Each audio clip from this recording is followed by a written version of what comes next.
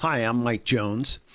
When I announced on social media that I was about to release this interview, I heard back from both supporters and detractors of Chris Barnett. Having known Chris only a very short period of time, I'm in no position to verify stories that people may have about him.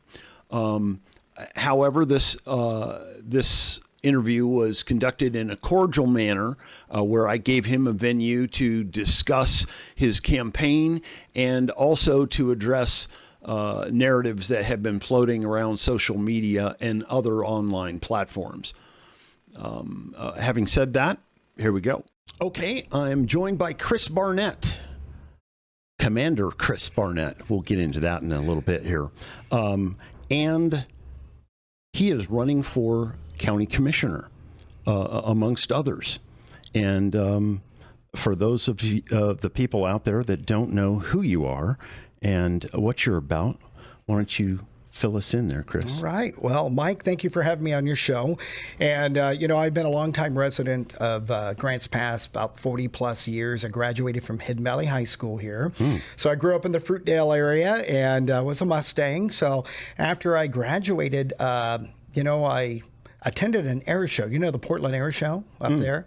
I went a Hillsboro Air Show, that's what it is. And I attended that and always liked aircraft and talked to a recruiter. Next thing you know, I'm on a plane going to basic training and started my Air Force career. I'm now in my 33rd year of serving in the Air Force. I've served active duty. I've served the Air Guard, the Reserve, and now the fourth component of the Air Force, which is the auxiliary.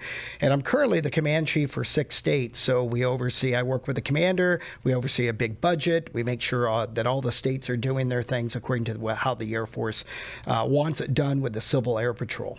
So, so in what capacity were you serving? So I was active duty. So active duty, I was in Germany at the time. I've had 5-6 different career fields in the Air Force. So I'm kind of what you call a potpourri. You're not a one MOS guy. Yeah, I'm not a one MOS guy. So security police is what I did most of my career. Security forces, what they call it today. And deployed to 2 conflicts and been overseas, and then I got retrained to be a first sergeant. So I was a first sergeant for our police squadron. And then as you move up in the rank, I finally made it to chief master sergeant, which is the highest rank you can make as a non-commissioned officer, which is an E9. And so then they put me in a superintendent role. So I was in a superintendent role in Salem, worked for General Day, who happens to live here in Grants Pass, a great guy. And so that's how I've done the Air Force career. But that hasn't been my full-time thing. So I did it full-time. I did it part-time. So I also am a radio guy as well.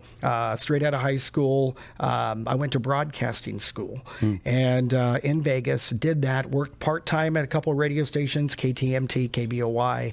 And then I've been at KLDR radio for about almost 30 years now. Wow. So I'm a part-timer now. I was a full-time jock there and everything, but now I'm a part-time. And I love serving the community in that role. As you know, radio's fun. I love connecting with people. You get to go out and see everybody. Me to it. So. Oh, and I love music and I love people, and it's just a good community spirit.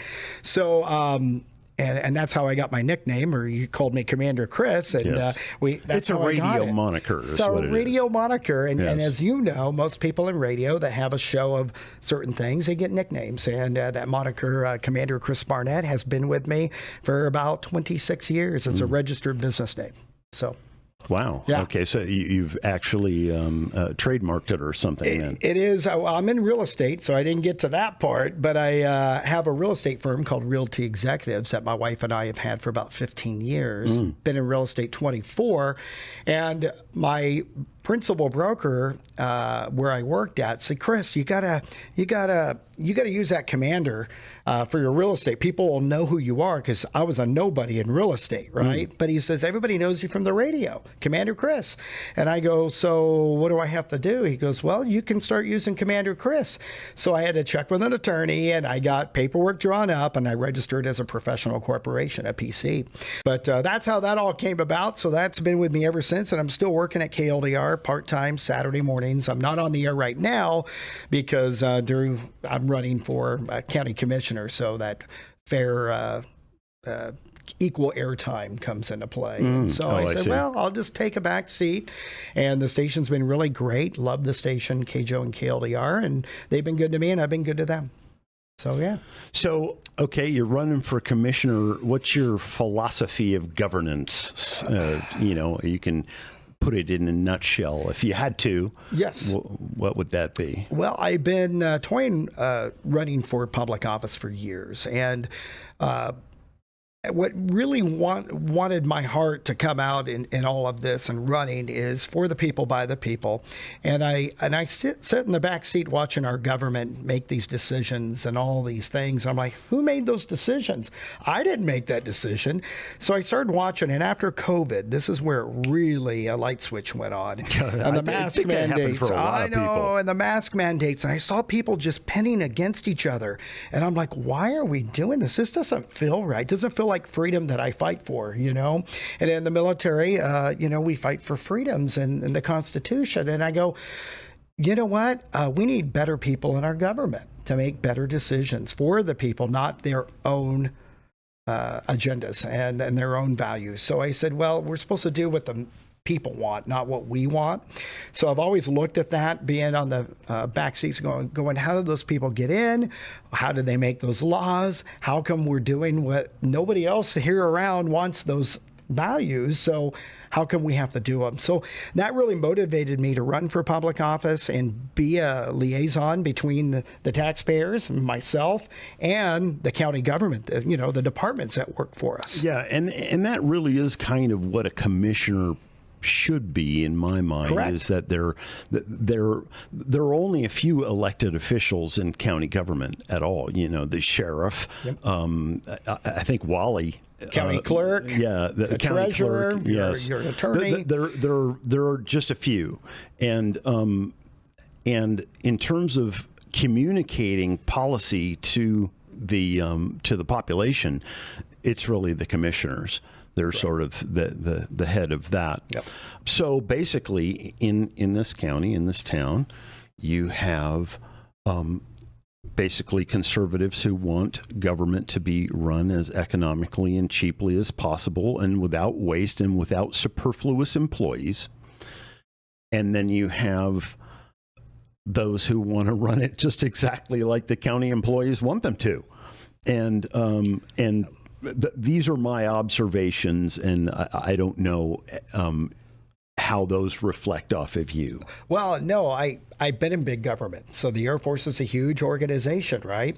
Had to climb that ladder to get to the top, and they told you the steps to do it. And with that, you got pay raises and a difference of making decisions. One thing I did see, and I see this in a lot of government agencies, is we have a lot of government got too big. Okay, government's too big, and I never thought that it would be so big where we couldn't control it. And I think we're at that point now. When we had money, guess what? God. Yeah, when we have money, guess what we do? Let's spend it, everybody. Yeah, that's right. I remember hearing these in budget meetings. I'm like, how come we have to buy all new stuff? We got to do it, or we're not going to get the money for next year. Yes. And I'm like, that doesn't make any sense. I want to budgeting. Save. And then the other thing, of course, is that budgeting works on you get bumped a certain amount every year. Correct. Well, why isn't it? Why isn't there some analysis as to whether or not that money needs to be spent at all? Correct. It was almost like they felt like they got penalized if they didn't spend a certain amount of money in their department. They weren't guaranteed that money again next year, fiscal year. So it was always one of those battles: is are we going to get by what we have? Can we get by? Can we do the job for the people? Or do we have to ask for more money or more positions or hire my friends to get over there and have a job? And then I like you guys. We got money for 3 more employees. And I saw this get so big. And then when the budgets got cut, guess what? Who's getting the pink slip? So what they did was they stopped buying stuff, but they kept all the employees. Right. And they don't want to let people go.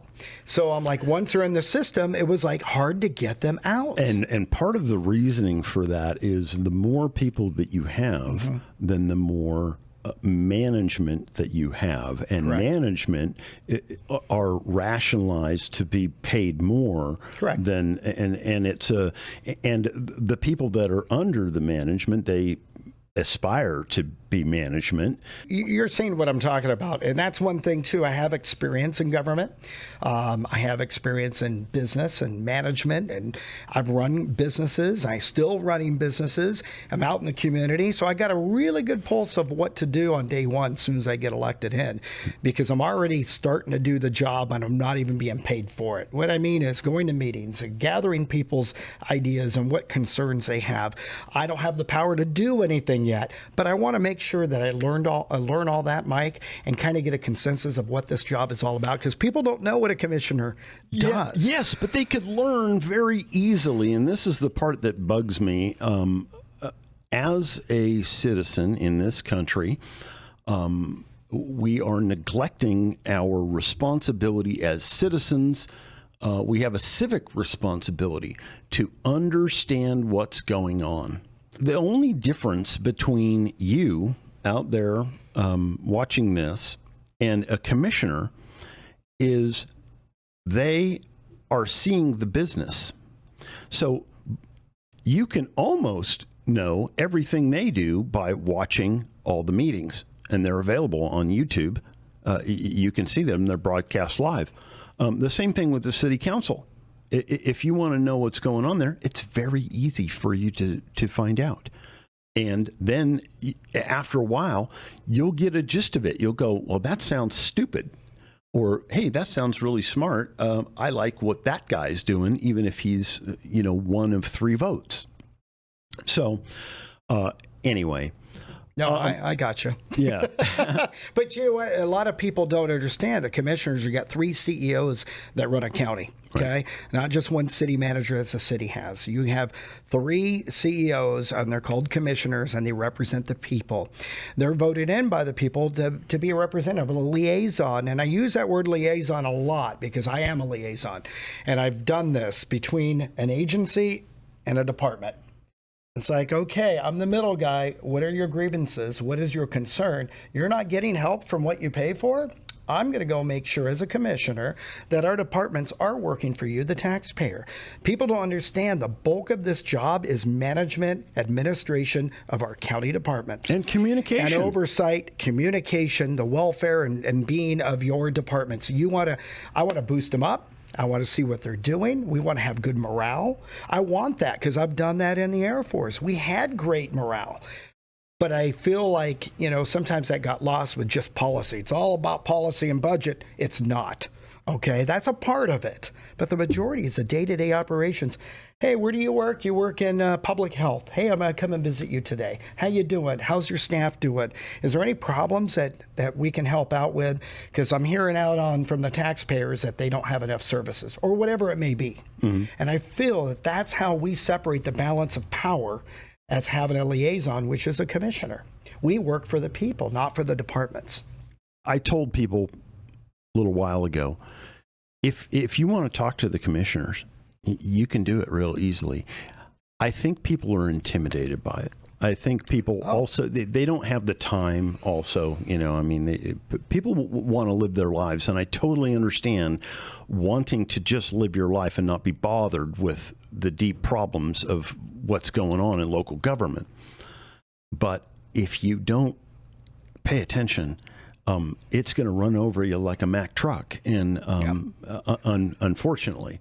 And it doesn't take very long for you to save yourself that sorrow. You pay attention, put in your feedback. Let me tell you something. I have seen commissioners turn on a dime, like they're heading in a particular direction, and all of a sudden the room gets full of 100 people. Correct. And man. Yeah, you see, wow, we got an audience today. What's upsetting you? Yes. And they come out. Right. And somebody paid attention. Yes. Yeah. And the commissioners will turn right on that. So, you have a lot more power than you think you have. And I would just hope that people know that going forward and pay a little bit more attention. This country is in the problem that it is right now because people aren't paying attention, and they haven't been giving their input to Engaged. government. Yeah, they haven't been engaged. They checked out and they're like, my life is normal. I'm working. I'm paying my taxes. I have a family. I want the American dream. And they're like, my government's working for me. Those people I elected in, I hope they're doing what I elected them to do, if they even vote. There's a lot of them that aren't even voting. They just don't care at all. Yeah. And then we get what we get because we don't vote. But That's they're right. so busy in their lives, Mike, we've kind of lost connection with how it works. And, they don't teach this once you graduate high school unless you go to college or something. There's not enough education after the fact. You know? Yeah, and if it weren't for, my own interest in basically in radio, but then I saw people that were reporting on government that were kind of doing the same thing that I wanted to do. Sure. And then I became interested in it, in what's going on locally here. So what do you want to cover here? What do you think we should cover in this? Well, I wanted you to know a little bit about me. That's for one. Some of my priorities if I get elected in, and maybe discount some of the bad, false media, I call it, out there. I mean, we're in the media, but there is a right way to do it and a wrong way to do it. And there's some things out there that rumor control gets carried away, and then people start buying into that. Just like you said, paying attention to what's going on. What do people pay attention to more, negative news or positive news? Yeah. Yeah. And I'm a positive guy, so I'm coming in this with a positive attitude and going to take the high road, not the low road. And I want people to know that. So, just so we get right into it here, there have been a number of articles in the Grants Pass Tribune. I use air quotes because it's obviously, somebody has a program that aligns these stories like they're a newspaper. Correct. But the way they're written is just, God, it's ridiculous. And I don't know, what's true and what isn't when I'm going in. But when I read a story that says that there are suspicions that such and such is going on, and the general consensus might be, and a lot of this sort of language is used in these articles, and then the rest of it is opinion. And so there are several controversial things, one of which you wrote a story about in the recent Rogue Valley edition of the Oregon Eagle. Yes, that just came out. And that had to do with the Barnett Resorts and the resort that you bought and the circumstance that happened within that. Why don't you Correct. give me the timeline on that? It's great. I've never been a victim of buying my own piece of real estate and have it backfire on you, right? So my wife and I bought this RV resort that was a RV resort in Lakeside, Oregon, and it was a retirement. So I bought this as an investment. I work here. Wasn't planning on moving there or anything like that, and we still live here. And we wanted to make that a retirement job for me down the road, because in real estate, you don't have a pension or nothing, so you got to work and make some smart investments. So we said, hey, we got a loan, and we did this, and we bit the bullet, and we got thrown in a learning curve. And we loved RVing at the time, so we learned the RV life. We started a brand new company. So we bought the real estate free and clear from all encumbrances. The owner that had built it sold all the buildings to us and the equipment, and we said, hey, we're going to start our own company. We don't want yours. So we didn't buy his business. So that's the number one key word you got to remember. We didn't buy the business. We bought real estate. I sell real estate. We actually hired a broker to represent us because it was outside of our area and it was a little bit more complex. So, we closed free and clear. Everything's great to go. And about a month into it, I had people coming to the resort. We started a brand new resort, Barnett Resorts LLC. And we noticed that some people wanted to camp on the property that said they can do it for free. And I'm like, well, what do you have? And they said, well, I have a contract or in verbal agreements with the previous owner. We've paid him money and this and that. And I go, well, we transferred hands, right? We're no longer the company of yesterday. We're a brand new business. Welcome. How can I help you? But they insisted that they had a free right to the property. And of course, I'm like, well, nothing's free. Could it be that it was represented to them as, because I've read the case on this, Yeah. and it apparently was represented to them at one time that they have a lifetime membership. Well, that's the thing is I don't have these contracts that all these people had. So they say, Right. but a lifetime. Nothing's a lifetime. Okay, I mean, not even your Craftsman warranty can be a lifetime. There's something in there that says upon closure or transfer. All those deals are moot point unless I assume them. But I didn't assume. Right. And so just for clarity's sake, I own commercial property in the city of Grants Pass. When I acquired it, I also acquired the leases that for the existing tenants, and there was a transfer done, and that's all with knowledge and understanding that this is what's going on. Correct. And you're suggesting that did not happen as it relates to these members. Correct. These were not our customers at all. They've never paid me a dime. So they felt like they had a right to the property. And I said, if you have a right to a property, you must record it in the records against the property, and that means that you can use it. Kind of like an easement, right? Pacific Power or your neighbor can cross your property to use the river. You have to write those in, okay? Give them an exclusive easement. So we looked at our title company and I said, hey, is there anything about these contracts or they have a right to use the property like it's a protected area? Absolutely no. Title company wouldn't represent us because there's nothing to represent.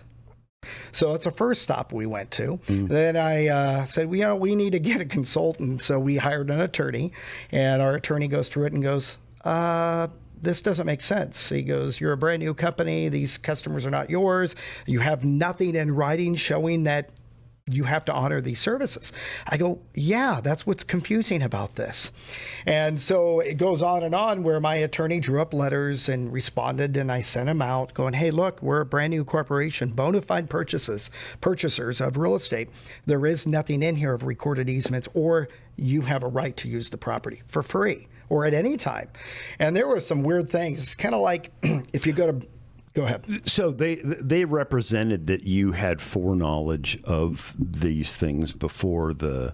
Oh, of course they think that, but here's the real story is like we had to cancel all contracts. The previous owner, Mr. Smalley, and his brother, they made these deals. It'd be like Burger King selling to McDonald's. I use this analogy because it makes sense. Burger King sells to McDonald's, and we're going to buy all your equipment and everything, but we're going to make our own burgers our own way. People come in afterwards and have a coupon and said, I have a lifetime full of these hamburgers and I get them for free. Right. Well, we make hamburgers, but that's not under our corporation. That's what an LLC is set up for. So no knowledge. I knew that he had done stuff with memberships like Good Sam Club, and he had Pepsi, and he had the Oregon Lottery, and he had all these different contracts with different vendors. And all we did was tell the owner, cancel all those.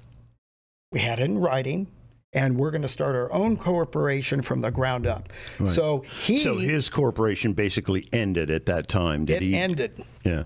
And so what happened was after it ended, he left. We're sitting here going, what do? We tried to be nice. We let people stay there for free. We did. We were nice, tried to earn their business. I said, hey, Mike, you can stay here, but after I don't want to ruin your vacation. You guys saw it. I have a free pass now. It's a free pass now. So, and then after a while, it's like, Mike, your 10 days are up. I don't want to ruin your vacation, but you have to pay now. Well, nope, I get this for free and this and that. I'm like, that's not the way business works. I can't do that anywhere. And when I've transferred real estate thousands of times in my career, never have had a situation like this. Interesting. Never. And I'm like, well, if you guys have something, and they started saying, well, he told me this, and they wanted me to do stuff that we don't even offer, like fishing lessons and back massages, and their family can go for free. And you know what? You can bring your whole entire, if you're a relative, you can forever. You can. Right. And I go, well, that's not how we're doing our business. So. Unfortunately, some of them got upset and they hired an attorney. In short, So- this is ping-ponging back and forth in the courts right now, and I mean, who knows what the outcome will be, right? Well, we think we're going to prevail 100% because there's nothing in there that says that we're responsible. Yeah, Not one thing. I get that, and you know what? I wondered the exact same thing if I came in and I wanted to kick all my tenants out, and turn the place into a parking lot. Correct. Then I can do that. Correct. As long as there's no agreement that there's a continuance of these. Well, and the thing that's very confusing, people don't understand this is a stay and go place that we created. It wasn't like a mobile home park. So there was no lease agreements, no landlord-tenant agreements, none of that. This was pure pleasure for these people. And they actually got their money's well worth of what they paid the previous person from what we found out later. And it's like, wow, they're still trying to get more. It's kind of like, keep the free coming. And I'm like, you guys kind of wore out your welcome. You guys got enough of this already. And the poor guy, I think that's what caused his death, is because he was so stressed out with all the harassment that he was getting when he owned it. And that was different. I didn't know this until afterwards. But these people... You mean were trying the guy to get, that you bought it from died? Yeah, he did. He died a year later after we bought the resort. One of them. There's two brothers. But the main person who lived on the property and everything, he did pass away. Yeah. But... so no landlord lease agreements, nothing in writing. So we didn't kick anybody out. There was no elder abuse. Yeah. No, okay. The elder abuse thing is... That's an interesting thing. And that is pretty much on the basis of the fact that some of the people in this are over 65, I'm assuming. And so they attribute that to elder abuse somehow. And the problem that their attorney did that. Okay. Yeah. So the problem that I have with that is that basically conjures mental images of you beating your elderly uncle. It sounds horrible, doesn't Yeah, it? it does. I've been in law enforcement and my whole stealing life. his Social Security check or something. And I'm in charge of their financial being. You got to understand the term what elder abuse is. It meets no criteria, absolutely zero. But the word scary, oh, he kicked people out, he took their money. Yes. What? If I did that, I want to tell everybody, I'd be in jail. My wife would be in jail. Yes, of course. It'd be a criminal. It'd be a criminal act, charge. not a civil act. So this is a civil thing, and it'll ping pong back and forth until it's over with. And I put about as much credibility to. I wouldn't sully somebody's name because of the outcome of a civil lawsuit the same way I don't sully the name of John West on the basis that ethics charges have been filed against him. Anybody can do that, by the way. If you work in county government, you can file an ethics charge too. All you have to do is just file it, or a BOLI complaint. And it's the same thing. So judgment should not be made about that until some finding of fact. And even then, it's who knows? Well, it's just like we won. The elder abuse was not warranted. It went up to the appeals court. And this attorney that they hired out of Roseburg is definitely wants to get paid. So it's all about monetary money for this attorney. Okay. And it's really sad, but it's very absolutely true. And my attorney said that, oh, yeah, he's just throwing that in there because it sounds good. And he can just play on emotion, throw some ridiculous amount in there that's not warranted. So I don't have these people stayed at my resort. They've never been to my resort except in the initial 7 years ago. And they went around and tried to hire other attorneys, Mike, and they wouldn't take the case. They finally found one that was desperate and said, hey, maybe he's got big pockets, which we don't. We had to get a loan. We're still paying on the property. And it's unfortunate because we're trying to turn around a place that was dilapidated. And we have done a great job. And it's hard to do that when you're spending all your money on legal fees. Correct. And we have a remedy for that after this is all said and done. But right now it hurts. And it's nothing but pure. We can't make My attorney says a summary judgment should have been done, which means this whole thing should have went away, should have never went to a jury, should have never been played on a motion. But they had an attorney that, when you look at the law, it's manipulated. It was like throwing poo at the wall and you hope that it sticks, and some of it stuck, but it didn't make sense. But we'll go to the next step, and every time we win, we'll appeal that. So then it goes up to the higher chain. But we're at the... That's lawfare. Yeah, that's called lawfare. So I've been lawfared. And thank you for bringing that up, because I didn't know what that meant. But when you're using the system to manipulate things, right? Yeah, exactly. And I've been lawfared. Yes. I refer to these ethics charges, especially when they're done for political purposes. That's lawfaring somebody as well. Correct. They do sound bad. And so, elder abuse, that makes you look bad. I'm horrible. That's how they're making it sound. You beat your grandmother. Oh, my goodness. When did you stop beating your grandmother? I love my grandma. And the thing is why would I be in the positions that I'm in? Okay. And in law enforcement and all the things that I've done, I don't have no criminal record. So that's a criminal act if you financially take advantage of a senior, right? So in any event, let's just move on to the Tribune, you said? Yeah. Well, there was, you are apparently just a pawn of John West. Is that true? No, it's absolutely 100% false. I'm my own person.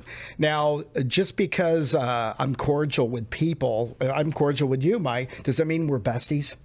Hey, I was on a show one time. We got along great. But people think just because you hang around certain people. I thought I was getting massages and stuff. Well, you might get the free stay, okay, if you're nice. Nah, but anyway, no, John is I like John West. I think John's a great guy. I think Herman's a great guy. I think Dan DeYoung, the other commissioner, was a great guy. I liked all three of them in there. And let it be clear, I liked all three. I talked to each one of them. Before I became, I filed a year ago to be a commissioner candidate. I sat down with every commissioner. And I said, tell me about the job. Tell me what you'd like to get accomplished. What can I do to carry on the torch? So I found out a little bit of all of them. And you know what? All of them were nice. All of them were listening, understanding, wanting to do the best thing for the people out there. So I can't, I don't hang out with John at dinners or fancy meals or anything like that, but I can be cordial to people. But you've been seen out in public putting up signs with him. I saw it. So that's the thing where the optics go and go, wait a second. When people stop being civil to each other, we have a big problem. Because just because let's say I didn't like somebody in the city. Okay, I could use terms right now. Say you don't get along with somebody in the city and you just badger them all the time. Wouldn't it be better just to go, you know what? My impression of you wasn't what I thought. Maybe we can work on an issue. And I think that's what I want to bring to the table, unity again. But to get to the point, sure. Is he contributing to your campaign?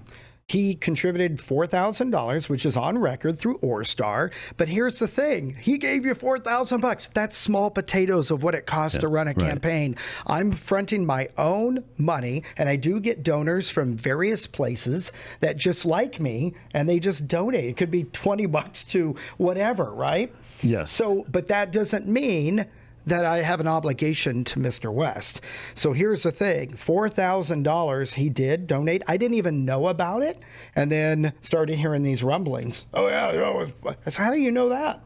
It's on Orstar. Orstar is where we have to, submit all of our contributions. And it's online, so anybody can do it. And that's, you had to make a report of it. However, this is, a lot of people don't understand this. John West did not have to make a report of that. You know why? Because John West can contribute to anybody he wants personally, because he doesn't have a PAC.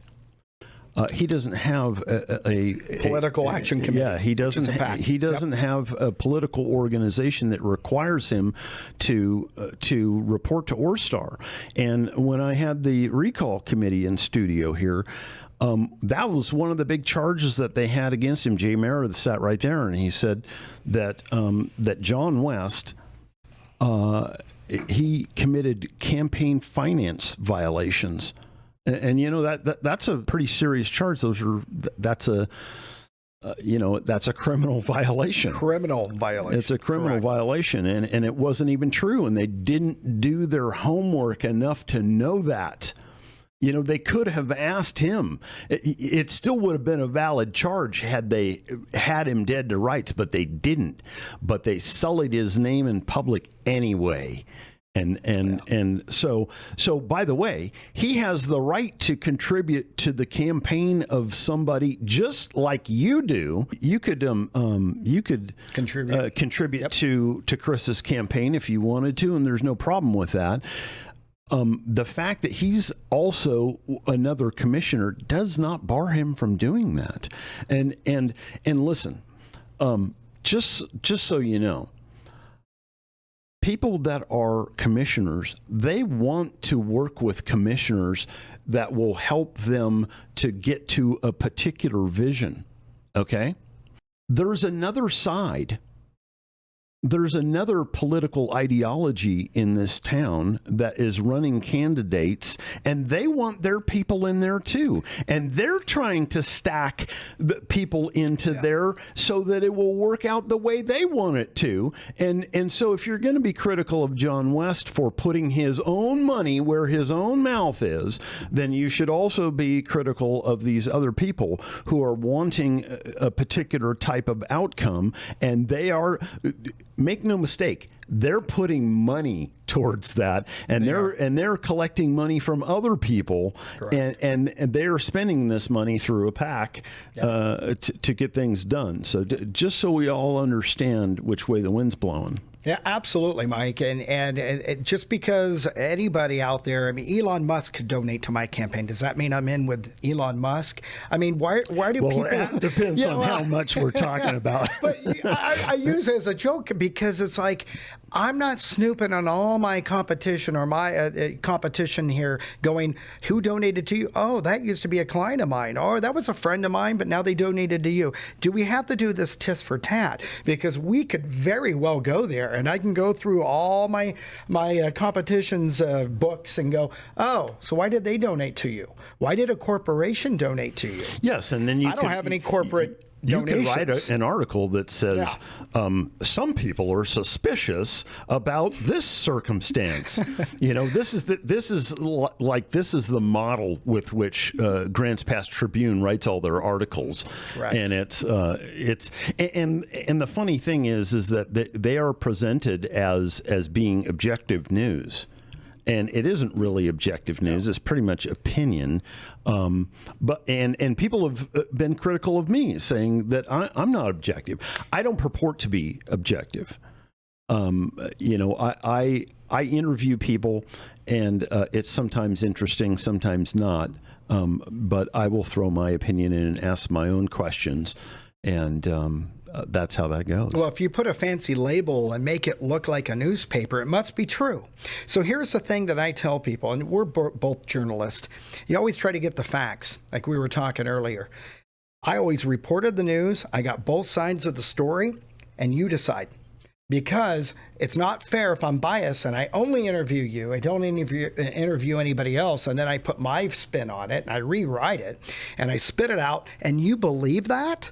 You can't believe what you read and what you see on the internet anymore. Yes. It has gone so disgusting. I'm so disappointed the way journalism has gone, because you and I would be defamation of character and all these other accusations. The thing is that who is the publisher behind the Grants Pass Tribune? Do you know who that is? It's a fake name too. Oh, okay. I don't know the guy. I'm not familiar. Honestly, I didn't even bother reading these Grants Pass Tribune articles until quite recently, in fact. So I know that if you said the name, I go, oh, yeah, I just heard that. But I couldn't repeat it to you. It's John Oliver Riccio. Okay. And he doesn't use his full name. He uses just John Oliver. John Oliver, yes. I've seen he writes a lot of the articles in there. He does, and he uses fake reporter names. And how do I know all this stuff? Well, I was an advertiser with the Grants Pass Tribune. Didn't know that this was not a real paper. Okay. So when I'm campaigning, I found a magazine at my gym and I thought, hey, I'd like to advertise. I saw a number in there and I emailed it. And this person, John, says, oh, yeah, you can advertise, but I'm not doing the magazine anymore. And I go, well, that's what I really wanted to be in. He goes, oh, I got this online new thing. It's great. You'll love it. And I bought it. And I'm like, I just want to place an ad. So if you look at the Grants Pass Tribune history of all the stories, they're great stories about me. He wrote them with my input, of course, and a lot of them I wrote myself. But that was all the good. And then when he started going kind of a different direction, I found out about this person more. I liked John. He was cordial, professional at first and everything. And then he started texting me just random things that didn't make sense. He didn't like the commissioners. He didn't like the past commissioners. He didn't like anybody running in the future as a commissioner. So my cop instinct said, something's wrong here. And he started writing, hey, you got to pay attention to this weekend's edition. I'm writing a hit piece on somebody. And I'm like, why would you write a hit piece? And he used a fake name, Leif Barrett. He uses other fake names, Ayers, and so many others that I've found in there. And I'm like, who's this reporter? He's a one-man person, works out of his home. And it's unfortunate. He's trying to make himself bigger than what it really is. And it's false reporting. It's fake journalism. And unfortunately, I'm a victim of it because he thinks that, hey, I'll go after Chris. He's well known. And he doesn't want me to be in there as a commissioner because he thinks that everybody in the commissioner realm is corrupt. He thinks that they shouldn't be in there. But my opponents, he wants them in there. So it's a hit piece. It's a smear campaign to try to take me down. You know what? You know? I think in many cases, and I've seen it ever since I've been here, you have certain candidates, and they're... Nobody running for office in Josephine County does so as a Democrat. They don't profess to be a Democrat. Yep. It's just not done because this is a over 60% conservative county, and so generally speaking, people don't run as Democrats. And they're nonpartisan positions, but people know after a while who the conservatives are and who are the people who have changed their party affiliation to not be Democrats. The flip-flopping. Yes. And so those are roughly the two sides, but it isn't always cleanly that because there are government insider Republicans as well. So, that's the way that goes, and I think that the other side of this, I'm not even going to name them. I think most of the people around here know who these people are, and so this guy, I guess, wants those people in. Now, you said something a little bit ago that I just want to push back on a little bit. You called it a fake paper. And it isn't really a fake paper. Here's the thing, is that anybody can have a newspaper now. I can have a newspaper tomorrow. I can get the formatting just like this guy at Grants Pass Tribune does. Correct. And I can start putting out a newspaper or a that doesn't make it fake. It just means that buyer beware. If you're reading this stuff, you've got to have your own filter in there. You can't just go somewhere and start, swallowing this stuff wholesale. And the entire internet's like that. The media space is going to be owned by operations like this. Correct. And you're absolutely right, where everybody can be their own reporter. I do reporting too. I go out on the scene, but I show real live stuff, and I just kind of like what you do, video, we're interviewing, we're showing you. But when you're biased and you don't give the other side, it's almost like fiction. You know what I mean? It's kind of like, okay, well, where did this story come from? Well, as a newspaper, I mean, it should say something about the guy's bias if that's what he's going to do, So anyway, and I've laid a lot of my own political philosophy on the table here in the past hour.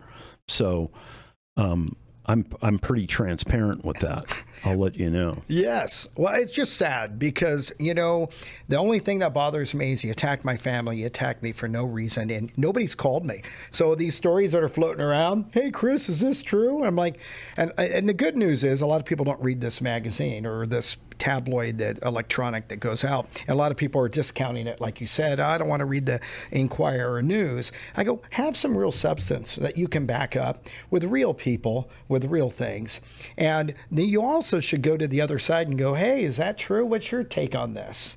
Right. And to me, that's how the journalism that we grew up doing. And we were dare not to even say the wrong thing, because if we did, we'd retract that story. Well, when I was working with Dale, whenever we heard something that we thought was reportable news, we'd want to get two sources on the same thing. Correct. To validate it. To validate it, to Correct. make sure that it wasn't just, BS. And listen, I encourage you to read the Grants Pass Tribune. Go look at some of these things. Some of these stories are absurdly ridiculous. There's a story on there that questions whether, Chris's validity as a decent family man, because he's going to run for office, and using my military and running for office costs money, and that might put his family in financial danger. So he cares about me now? I mean, wow. I'm not sure what that is, but what I think it is that it's grasping at straws. It's everybody that runs for. Are you suggesting that a person who has a family should never run for commissioner because of the financial detriment that might take place if you run an unsuccessful political campaign? It just blows me away why this all of a sudden turned. I was his best friend because I'm paying him money for advertising, right? He did a smear story on something I disagreed with. And I said, hey, that's not right. I go, this is not what this is supposed to be. And I pulled out and I said, I'm stopping all my advertising. And after I did that, this is when he started retaliating.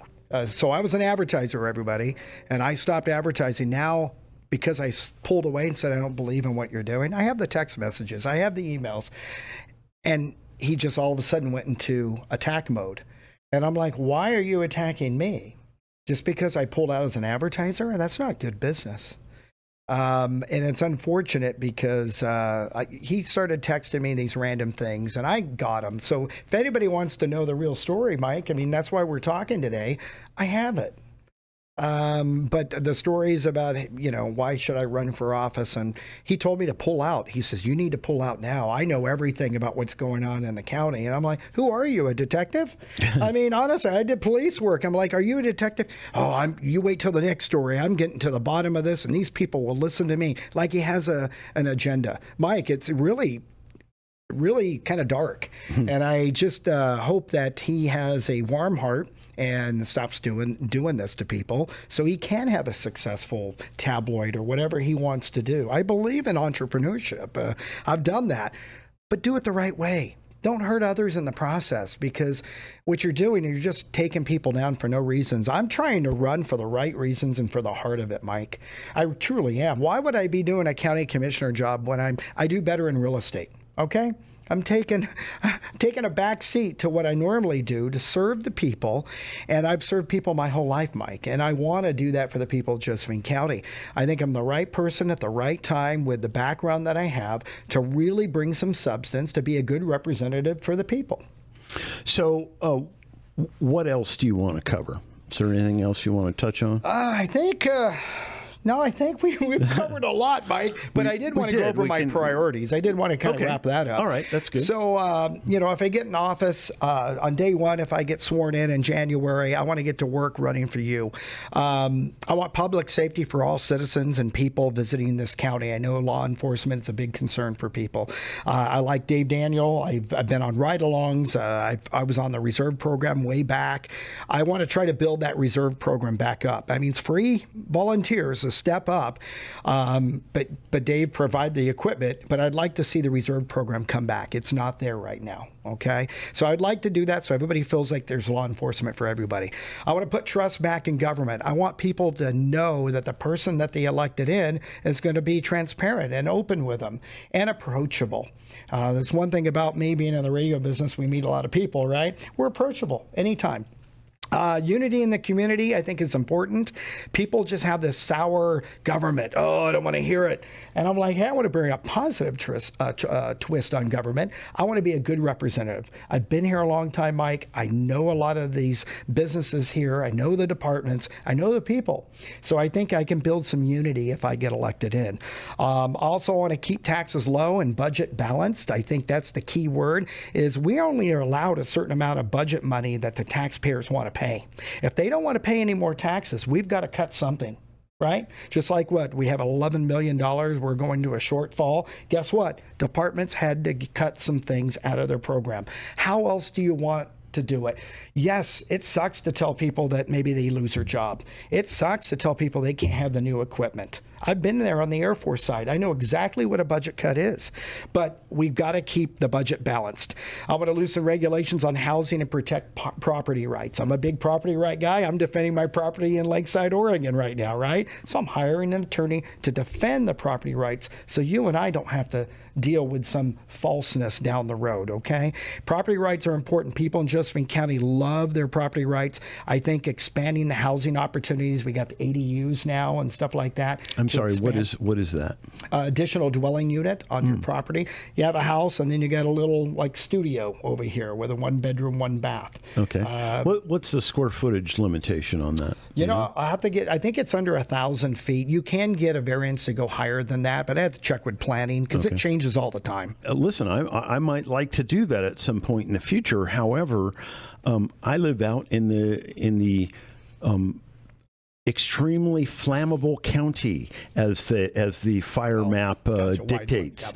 And this is going to be our future here, and it's going to be difficult for me to build that ADU if I can't insure it or whatever. And this is, unfortunately, a lot of what could be done about that is not really in the hands of commissioners. Correct. And we're bound by a lot of state laws. Yes, we are. So that's the thing what people don't understand. We're your local officials, but we have state representatives, senators, congressmen we have to report to and say, hey, look down here. We want to do things a little different. Can you help us out? And that's where those ties come in, you know. We're going to have to get out our pitchforks, people, just telling you.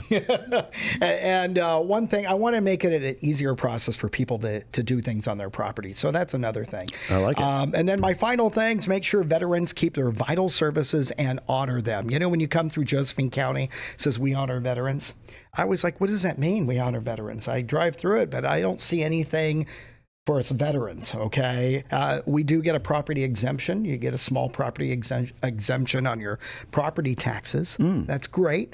But the parks, there's a fee now. We used to have certain abilities to use the parks for a certain amount of days and fishing and stuff like that. So what I'd like to do is honor our veterans, support the services that we have for our veterans in this area. I'm a still serving veteran. Means a lot to me for those people that stepped up to the plate to serve. And I want to make sure those veterans are protected in Josephine County and well honored. And that's about it. Okay.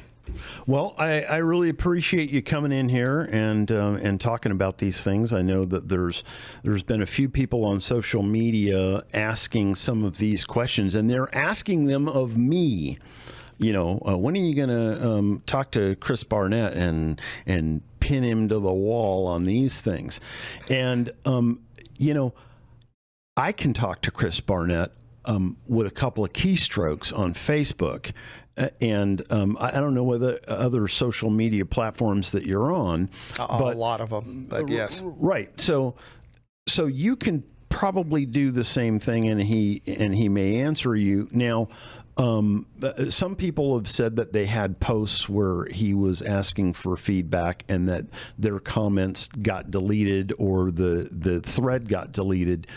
And you may consider that if there's a bunch of bomb throwers on a thread and they're making your life difficult, that thread might ultimately end up getting deleted, or their comment may get thrown out. And it happens to me from time to time, because you know what, They delete your comment. I say things. Hey, that's what I do. Yes. And Facebook, you can report things to Facebook. So if you see something that just sounds like bullying, harassment, report it to Facebook.